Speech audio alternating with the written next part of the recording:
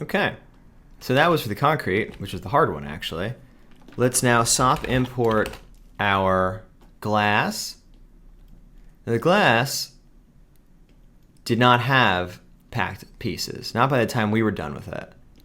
Remember, we had unpacked it so that we could manipulate the internal aspects of it, where we could remove those shared faces and whatnot. I mean, there's not that much geometry here, so it's fast anyway. We don't really need to worry about whether we're using instancing or not. So I'm going to merge that into here. And again, if we're looking at our tree, so we've got concrete, we've got glass. Oh, I get small. So we'll actually look here. So it depends on where we are in our graph. So we have the concrete, we got the glass. We don't see the materials anymore because I don't actually have the display thing on it. And as usual, we need to change the frame to see it. But at any rate, concrete, glass, and the last thing we need is the ground. So I'm just going to copy and paste this one, merge it in. This will be called ground. And we'll get it from, we'll be sloppy and pull it just right out of the render thing here. So with all that in mind, we can just say, okay, our ground material, well, that goes to ground. There it is. Our glass material, that just goes to glass. It just goes to everything in it. And that's it.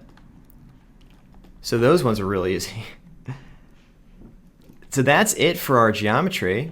I'm going to say, let's do another merge here. Let's bring in our camera.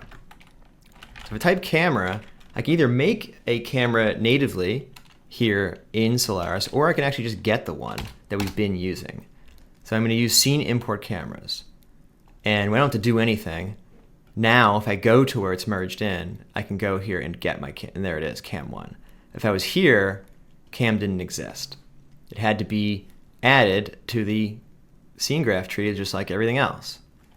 So there it is. So this is just looking, in our scene, star, anything that is a camera. This is actually a scene import node more generally. It's just auto-configured from the tab menu to find cameras. And the last thing we'll want to do is we can also import the light in the same way. I'm just going to make a dome light here because it's really not much to setting it up anyway. Dome light under the base properties will just point to the same texture. Remember that this was Lanong. You can obviously just reference it also. We had set the intensity to 5 before. And that's actually it. We are literally done with at least the brute force straightforward way of doing it.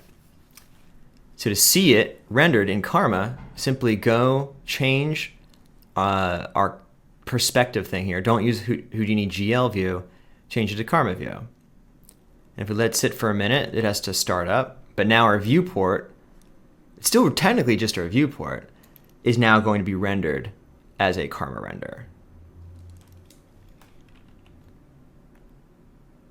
Looks insane though. The reason why it looks insane is if we actually zoom in on it, which is a cool thing you can do, look how bumpy and crazy it is. It's actually pretty cool in its own way, but it's not actually right, of course. What's happening is this is displacement. Remember that one shader we did before, the interior displacement? Or the interior one that had the bump map on it, concrete interior. Even though there's this true displacement is turned off, it seems like at the moment, at least as of the publishing of this lesson, that is not being respected by Karma. So let's just simply make another one of these, or we can make a reference copy like we did a long time ago. I'm just thinking real hard about that. I think Karma's still running is why. I'm just going to say, you could either make a reference copy. I'm just going to make a regular copy of it right now and say no displacement at all. So sorry, we're not going to do the bump mapping in our Karma renderer. So let's just turn that off entirely. So I'm going to copy that, go back to Karma here, or Solaris, and let's use, instead of this interior one, let's use the no displacement 1 instead. And that's really all you need to do. Oh well. I mean, again, if you want to set up actual displacement, be my guest. But it can be hard to wrangle to make sure it doesn't like peek out between cracks and things. At any rate, let's just get this render working by switching back to Karma. And then now it doesn't look insane anymore. I guess I should have just stayed in the same frame, but you get the idea. We've got a nice looking render. It's weird seeing like an actual render and in your viewport. Like, you know, we can fly around. You can fly around, get real close to it, and see it resolve. I mean, yours might resolve slower than mine, but it will resolve.